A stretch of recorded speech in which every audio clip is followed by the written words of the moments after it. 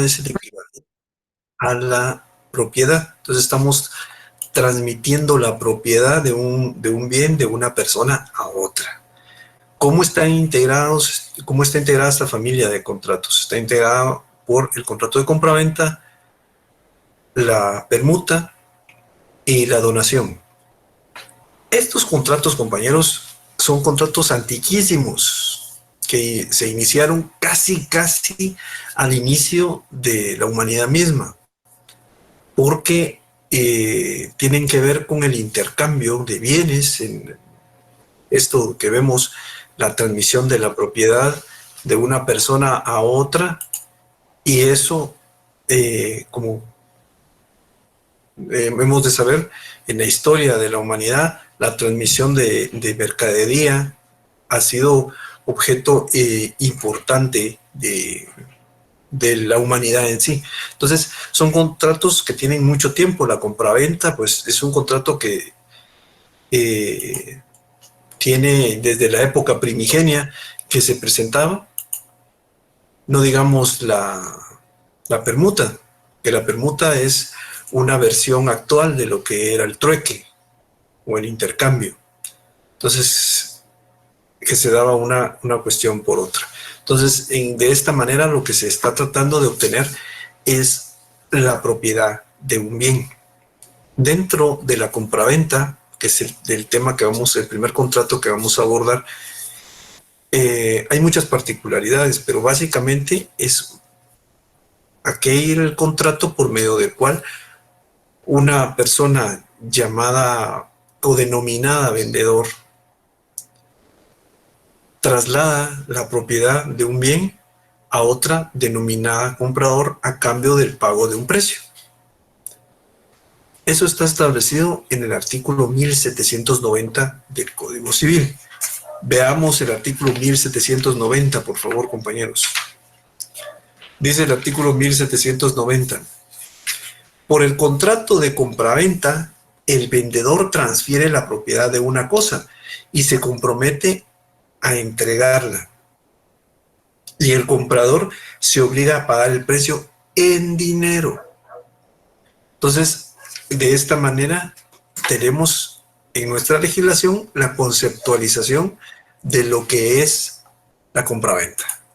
Entonces, ya sabemos ahora qué es la compraventa en relación a la definición que el propio código nos establece.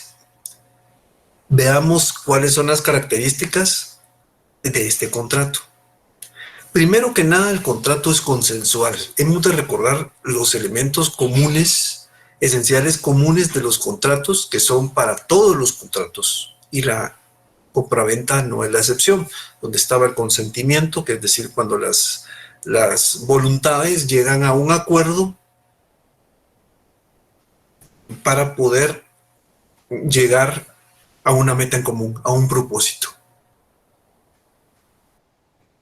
Luego tenemos el objeto y la capacidad. Es decir, es consensual porque se perfecciona con el simple consentimiento. A eso es a lo que se refiere esa característica. Veamos el artículo 1791. Dice, el contrato de compraventa queda entre las partes desde el momento en que convienen en la cosa y en el precio, aunque ni la una ni el otro se haya entregado. Queda prohibido el pacto de retroventa.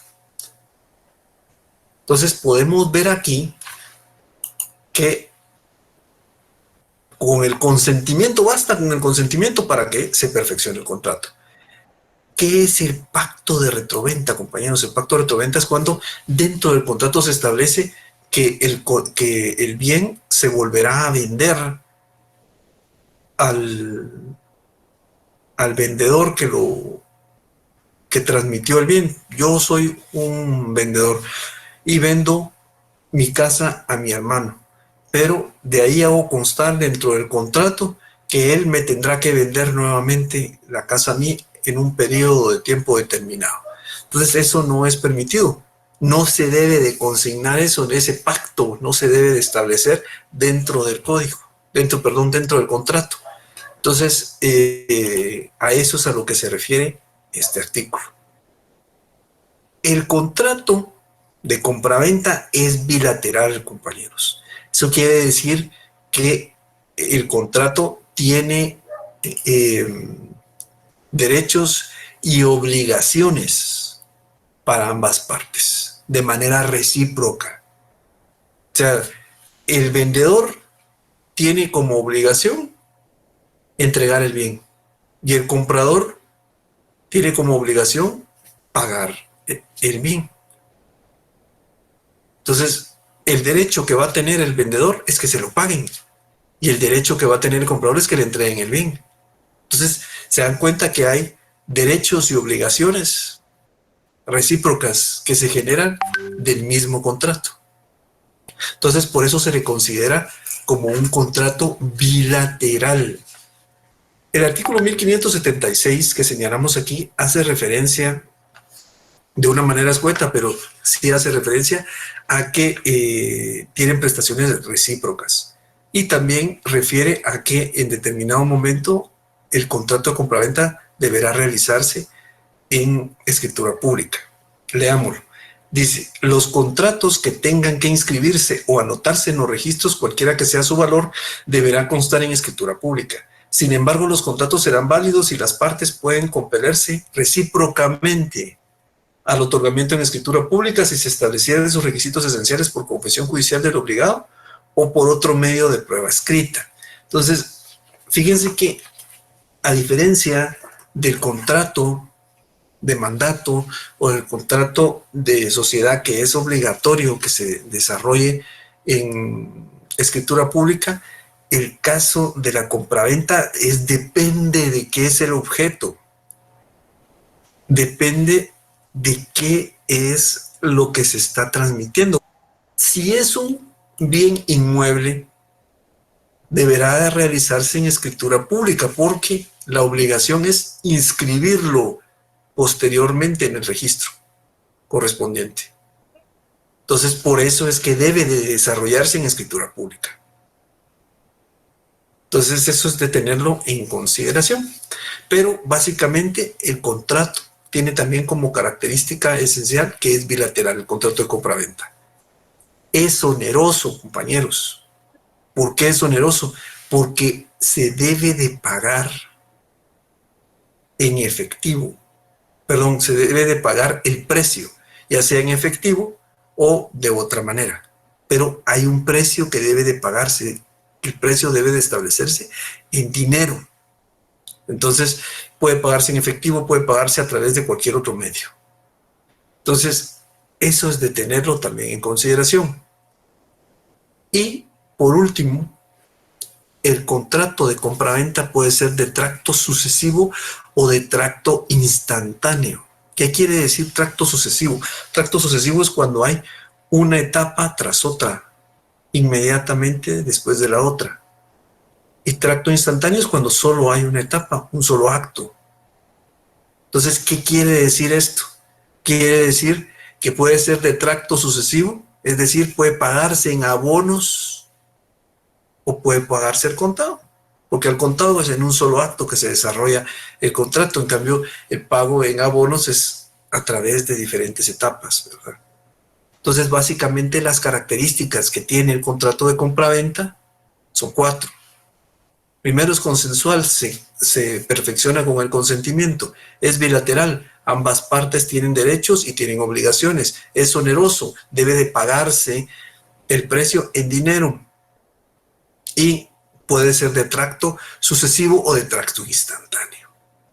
Entonces, a eso es a lo que se refiere. Se refieren las características del contrato de compraventa. El contrato de compraventa, como les decía, es un contrato muy utilizado desde tiempos inmemoriales. Pero, al igual que todos los demás contratos de todas las familias, tiene elementos esenciales comunes: capacidad, objeto y consentimiento. Pero también tiene elementos especiales o esenciales y especialísimos. Es decir, elementos que solo se presentan en la compraventa. Entonces, dentro de los esenciales o especiales,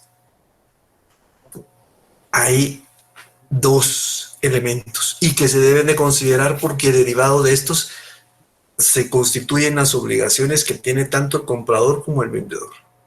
Entonces, los elementos son, primero, el precio. Debe de existir un precio. Segundo, la entrega del bien. Debe de entregarse un bien. Entonces, existe el precio que debe de pagarse y entregarse un bien. Entonces, eso hace que en determinado momento se pueda establecer cuáles son los elementos en relación a las obligaciones que pueda tener el vendedor o el comprador. ¿Cuáles son los requisitos que debe de tener el objeto de la compraventa? El objeto de la compraventa debe ser primero que nada lícito, luego posible y determinado. Lícito, porque esa realidad material, ese bien que se va a transmitir de una persona a otra, debe ser permitido por la ley. No puedo transmitir un bien que esté prohibida su venta o su comercialización.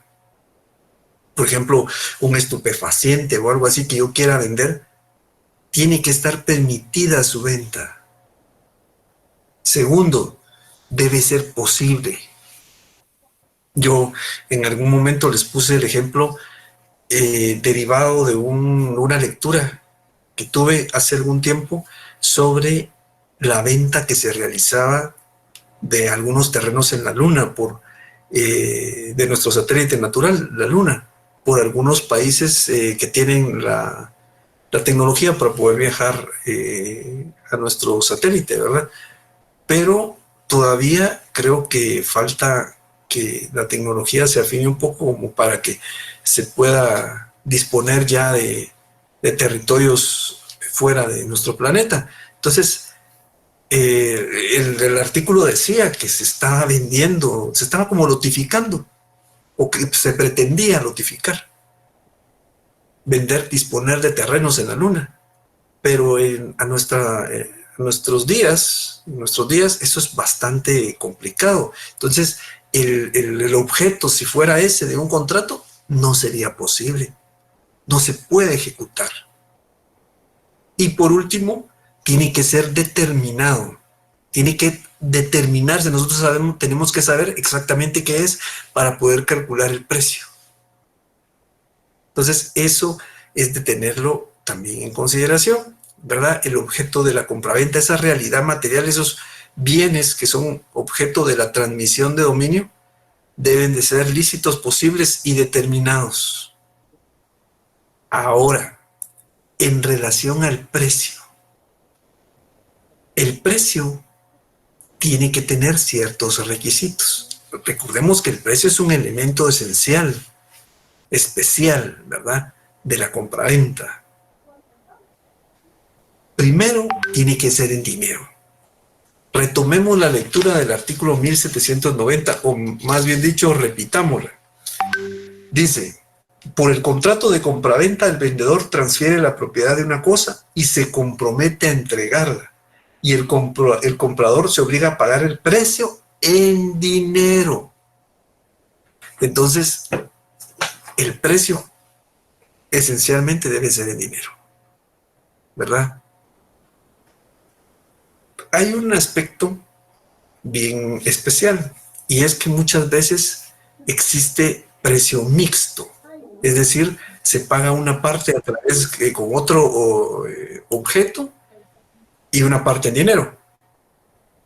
No sé si ustedes en algún momento han visto los clasificados de los diarios donde dice recibo ribete en la venta de algún bien o un vehículo, recibo carro, pero es de tener en consideración lo que establece la ley al respecto. Veamos el artículo 1853. Dice el artículo 1853 de la siguiente manera. Si la cosa que se entrega se ha de pagar parte en dinero y parte en otros bienes, el contrato será de permuta siempre que la porción estipulada en dinero no llegue a la mitad del precio. Es decir, si tenemos un bien, queremos dar el ribete, como dicen, ¿verdad? Recibo ribete. Ese ribete no debe de pasar del 50% del precio, porque si no, ya no estamos ante una compraventa, estamos ante un contrato de permuta y la situación va a ser diferente. Entonces eso también es de considerarlo, ¿verdad? Sobre el 100% del precio, por lo menos el 60% o el 51% deberá ser pagado en dinero. Si hay otro bien y que se va a entregar, ese no puede pasar del 50%. El precio debe ser real, compañeros, y efectivo. O sea, debe de existirse, se debe dar, no se puede simular, ¿verdad? No puede simularse el precio. Recordemos que es un elemento especial de la compraventa. ¿Cómo se fija el precio? Básicamente el precio se fija por lo que la autonomía de la voluntad de los contratantes establece. Es decir, las personas pueden establecer el precio. Si no lo establecen ellos, ellos mismos pueden designar a un tercero para que lo establezca. O si no, será realizando algún tipo de tasación para establecer el precio.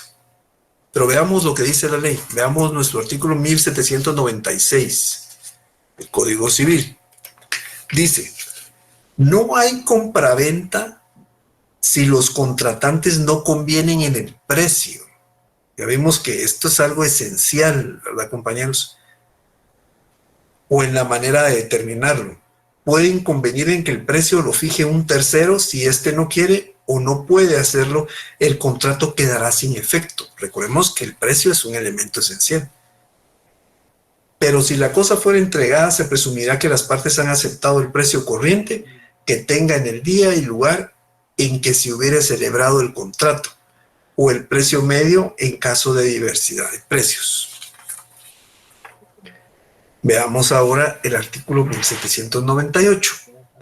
Se entiende fijado el precio en el contrato si las partes se refieren al que resulte de una tasación íntegra o con cierta rebaja convenida, siempre que además se sometan a decisión judicial en el caso de que alguna de ellas no se conforme con la tasación. Eso es cuando de esa manera se obtiene el precio.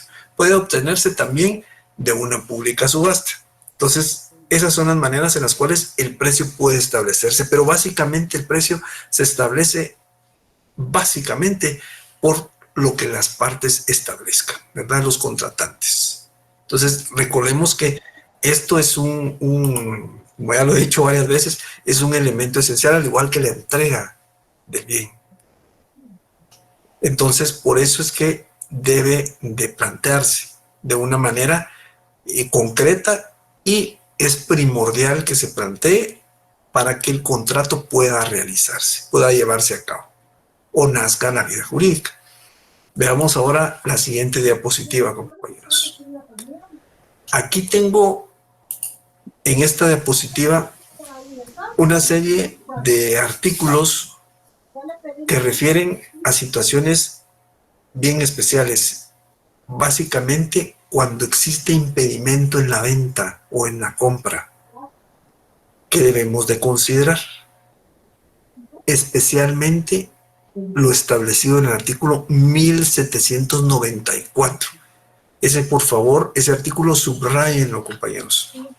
Es bastante importante. El artículo 1794 establece que nadie puede disponer de un bien que le sea ajeno o que no sea de su propiedad.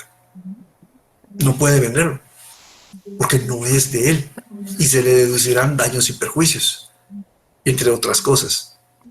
Dice el artículo 1794, ninguno puede vender sino lo que es de su propiedad, La venta de cosa ajena es nula y el vendedor debe restituir el precio si lo hubiera recibido y responder de daños y perjuicios si hubiera procedido de mala fe. El que comprare lo suyo por haberlo creído de otro tiene derecho a conservar la cosa y a que se le restituya el precio. Entonces, compañeros, este es un artículo esencial, ¿verdad? No se puede vender lo que no es de su propiedad. Si eso pasa, el contrato es nulo y se deducen daños y perjuicios. Hay que devolver el dinero, aparte de los daños y perjuicios que van a reparar el daño que se provocó. Veamos ahora el artículo 1792. Dice el artículo 1792, el marido no puede comprar de su mujer ni ésta de aquel, aunque haya separación de bienes.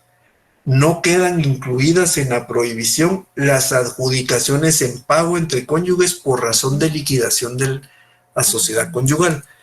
La liquidación del patrimonio conyugal, compañeros, es cuando se reparten los bienes, ¿verdad? Se reparte este bien le va a quedar a la esposa, este bien al esposo, pero la adjudicación de bienes por la liquidación del patrimonio conyugal es otra figura, no es una compraventa.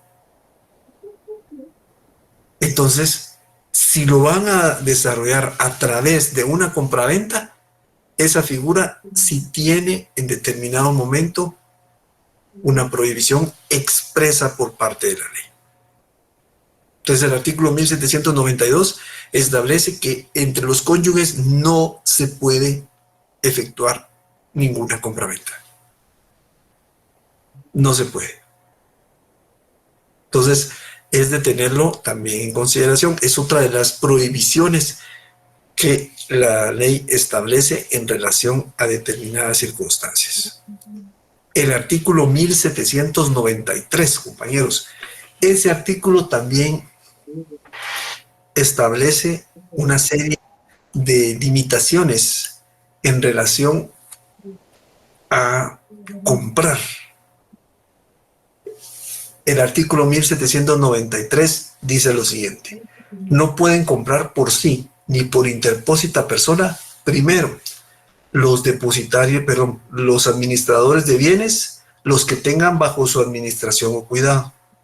Segundo, los depositarios judiciales, interventores, síndicos y liquidadores, los bienes del depósito, intervención, quiebra o liquidación.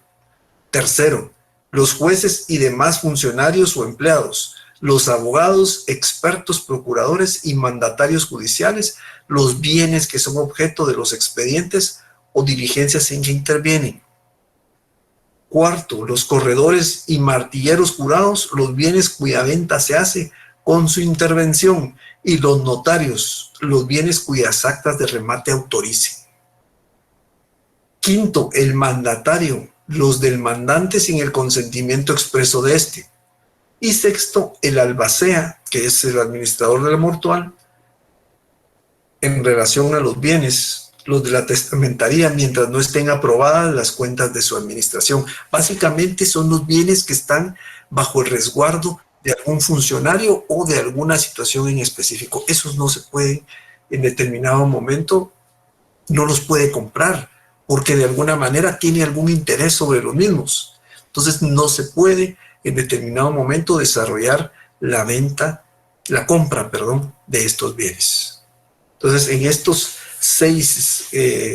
6 causales que la misma ley establece, ahí es donde se debe de establecer, donde se establece, qué bienes no se pueden comprar, quiénes no pueden ser compradores. Generalmente, si ustedes se dan cuenta, de los 6 causales hacen referencia a bienes que están vinculados a la persona por alguna función en especial. Entonces, eso es de tenerlo también en consideración. Es una prohibición que también establece nuestra legislación en relación a la compraventa. Y por último, el artículo 1795, que es al contrario de lo que establece el 1793. El 1793 es quienes no pueden comprar. En este caso, quienes no pueden vender.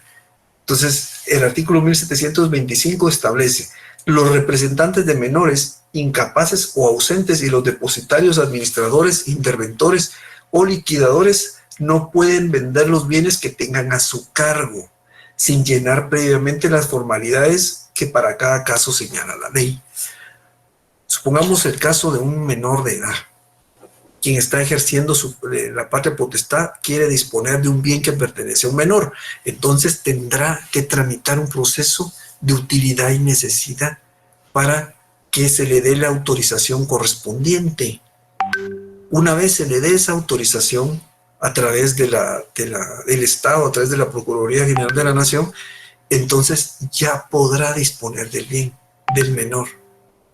Entonces, por eso es que dice aquí: cuando se agoten los procedimientos correspondientes, porque muchas veces hay procedimientos y cosas que deben de desarrollarse para poder realizar la compraventa. Pero mientras tanto, estos artículos, el 1792, 1793, 94 y 95, tienen que ver con las prohibiciones que existen para poder vender y para poder comprar.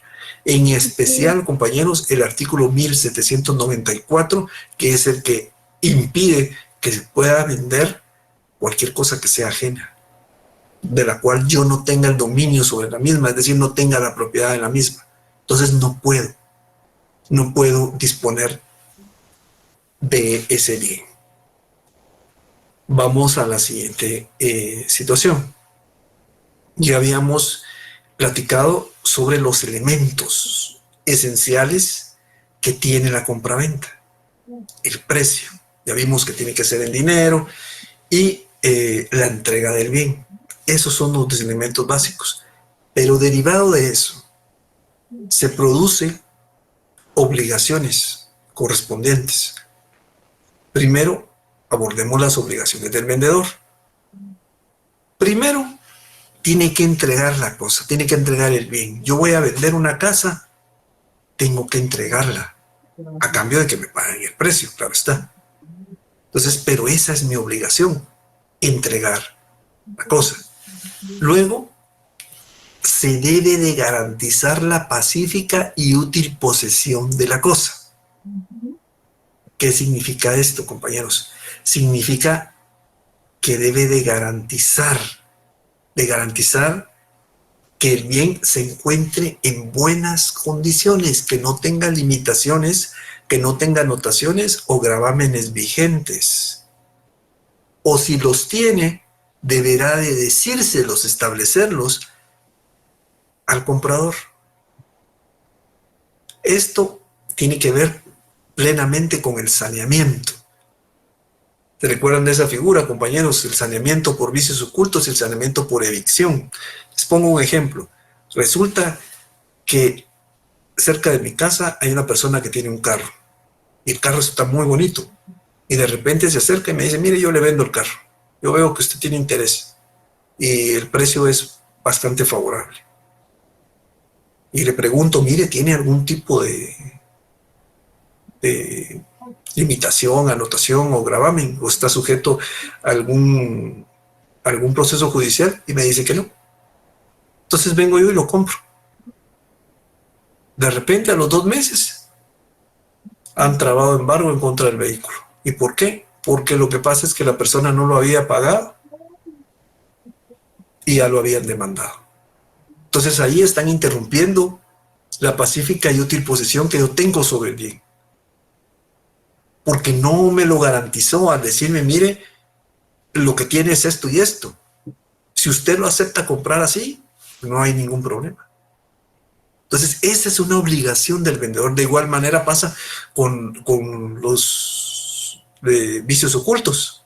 Si en lugar de que el vehículo que me vendieran tuviera un proceso judicial, sino que lo que tenía era que el carro no funcionaba, a los 15 días se me fundió. Entonces quiere decir que el carro venía malo. El carro tenía vicios ocultos, de los cuales me tuvieron que haber advertido. Porque ya, si yo acepto un bien así, que me transfieran el dominio de un bien con esos problemas, entonces ya yo me hago cargo. Pero si no lo sé, entonces yo puedo deducir daños y perjuicios, porque me tienen que garantizar, ¿verdad?, la pacífica y útil posesión del bien. Luego, al momento de entregar el bien, de entregar la cosa, existen, de conformidad con la legislación, tres tipos de entrega, tres clases de entrega, compañeros. La primera de ellas es la entrega real. La entrega real es cuando efectivamente se está entregando, por ejemplo, una casa, se está entregando, ¿verdad? La casa, aquí están las llaves, mire, aquí está. Segundo, entrega simbólica.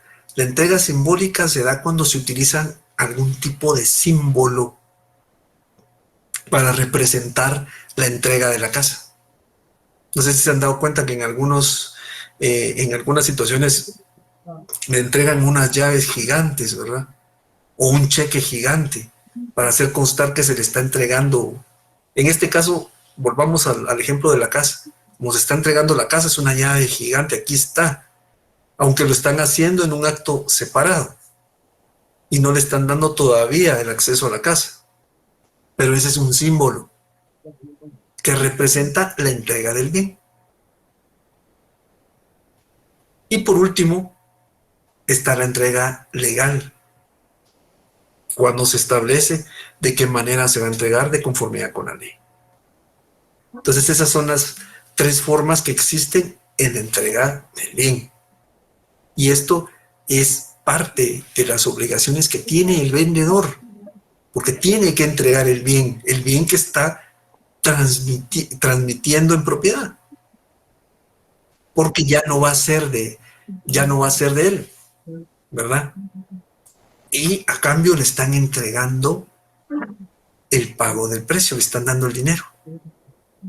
Entonces, teniendo en consideración el precio y la entrega, veamos ahora cuáles son las obligaciones que tiene el comprador. Primero, pagar el precio.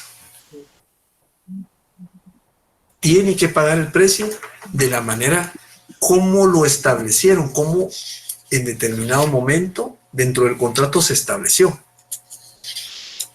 Puede ser de esa manera. Veamos lo que dice el artículo 1825.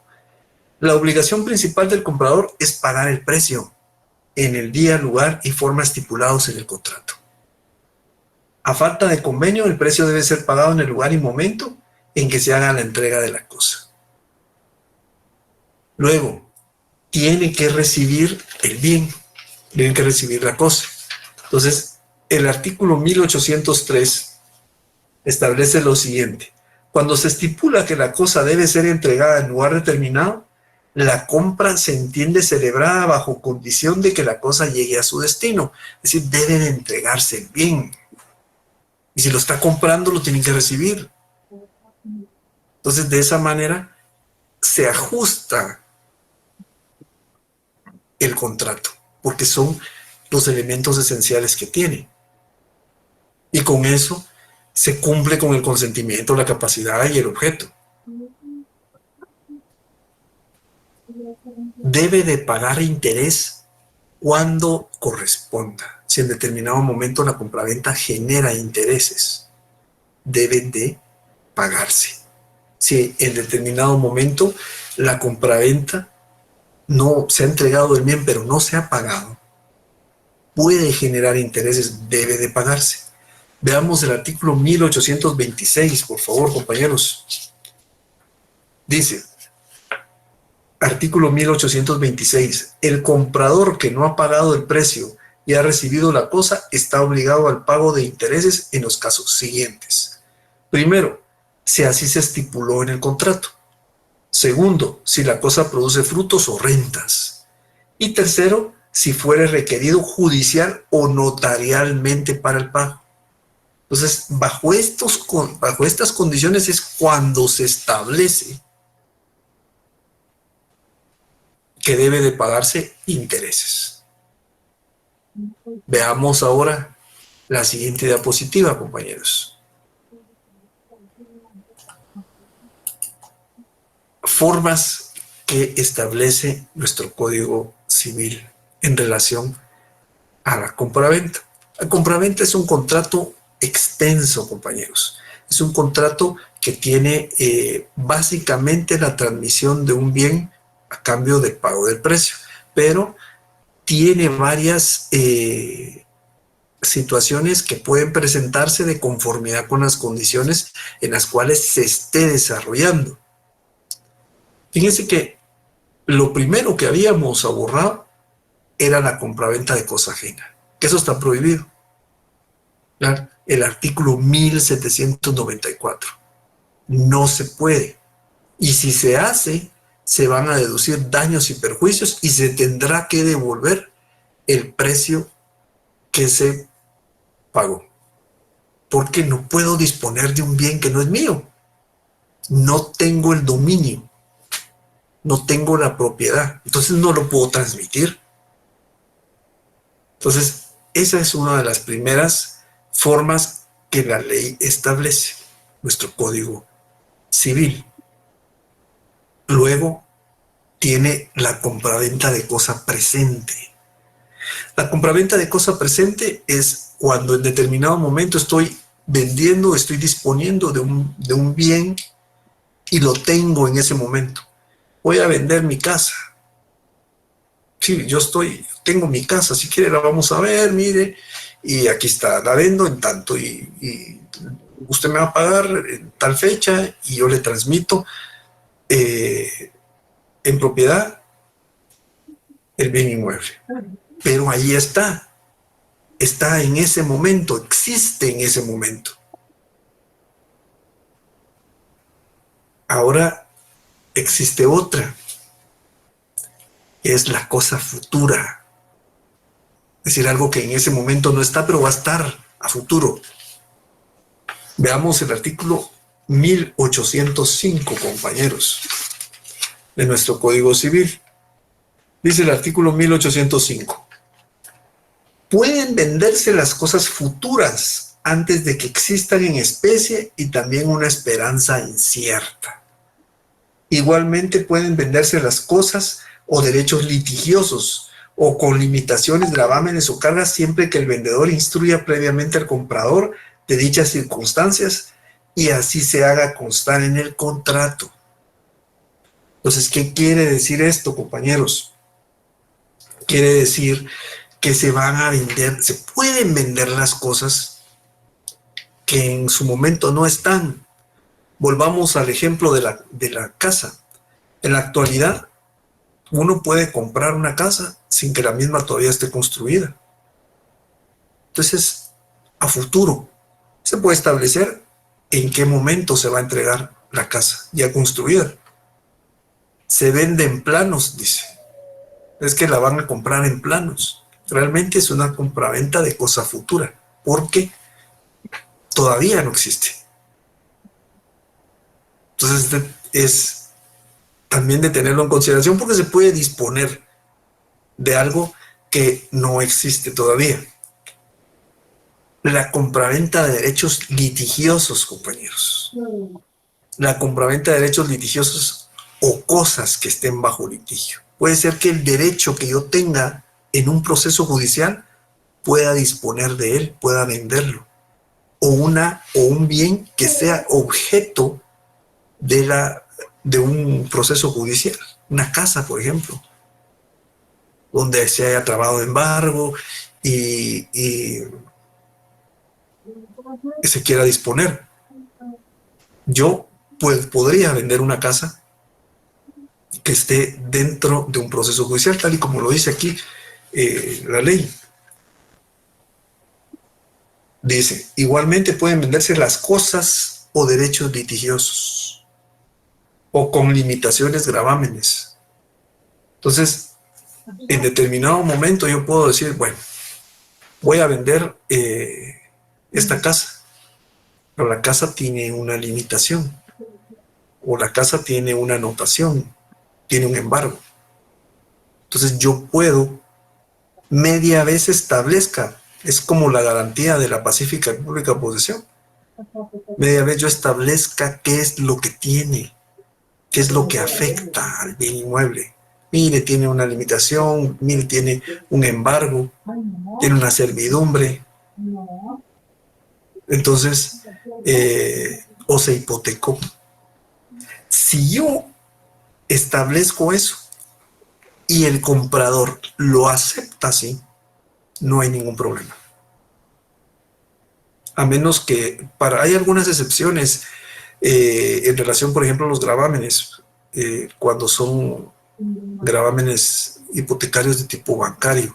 Pero eso se da más que todo en la práctica, donde ahí el acreedor bancario sí tiene que dar su autorización. Pero en lo demás no, simplemente se hace constar, se establece cuál es la situación del bien para poder disponer de ella. Igual los derechos litigiosos, como les decía, procesos judiciales, derechos que tengo dentro de procesos judiciales, puedo venderlos. Luego está la compraventa de derechos hereditarios, compañeros. Artículo 1806. Dice, se puede vender un derecho hereditario sin especificar los bienes de que se compone. Y en tal caso el vendedor solo responderá de su calidad de heredero. Resulta que hay un proceso sucesorio en el cual yo soy heredero. Me llamó la ley a mí.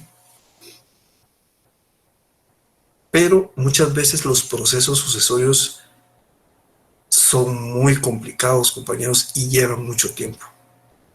Yo recuerdo cuando estaba así como ustedes estudiando la carrera, ahí en las aulas de nuestra gloriosa facultad,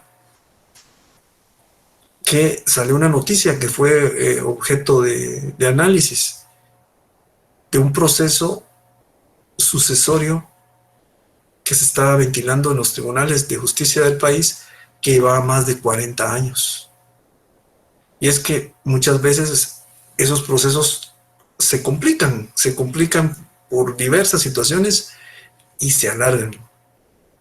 Entonces, recordemos que es un proceso que lleva tiempo y dinero. Entonces, muchas veces las personas optan por vender ese derecho. Bueno, a mí me van a declarar heredero, ese derecho que tengo a ser heredero lo puedo vender. Para que al momento de inscribir ya sobre los bienes que me dejaron en herencia, ya no se inscriban a nombre mío, sino a nombre de quien compró ese derecho. Entonces, como podemos ver, también los derechos hereditarios son objeto de compraventa, compañeros. Son situaciones bien peculiares de este contrato, que es un tanto extenso y tiene muchas, es un contrato no complicado, pero sí presenta muchas aristas, ¿verdad, compañeros? Porque lo que sucede es que hay muchas condiciones en las cuales se presenta la compraventa. Entonces, compañeros, no sé si tienen alguna duda, alguna observación, alguna inquietud sobre este tema. Para mí todo claro, licenciado. Muchas gracias. Muchas gracias, compañera. Entonces, miren, compañeros, la compañera Victoria Cortés. Buenas noches, licenciado. Disculpe con una consulta. ¿Sí? Cuando es una compraventa de derechos hereditarios, ¿hay algún porcentaje que hay prácticamente cuando se realiza la compraventa? Tendría que haber un porcentaje, ¿verdad? Depende, mire, lo que pasa es que ahí lo que se está vendiendo es el derecho.